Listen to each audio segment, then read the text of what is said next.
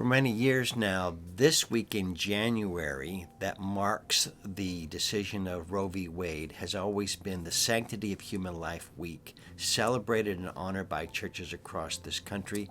It's the week in which there's a March for Life in Washington, D.C., and this year would have marked the 50th anniversary of Roe v. Wade, which by God's grace has been overturned now and thrown back to the states to decide.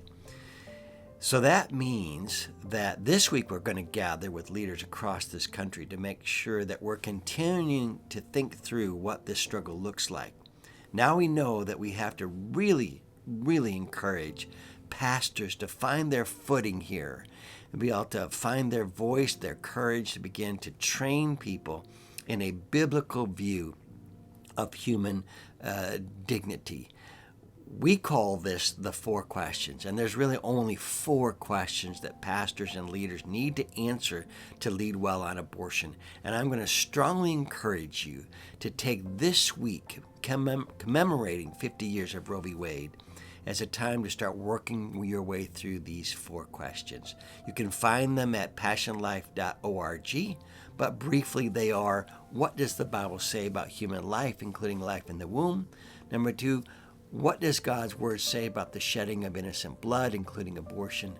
Number 3, how can people experience God's forgiveness for the shedding of innocent blood through the shedding of innocent blood of Christ? And number 4, what has God called us to do to stop the shedding of innocent blood?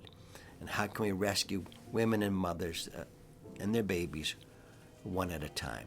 It's a great time for us to keep moving forward as a Christian community standing for life, and I encourage you to do so.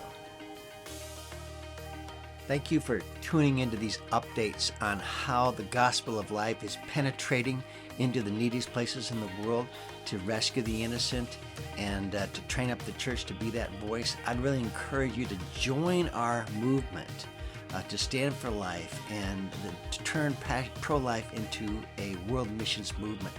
Please consider joining our support team, our prayer team. Visit passionlife.org and make a donation today. I think that it will be very satisfying.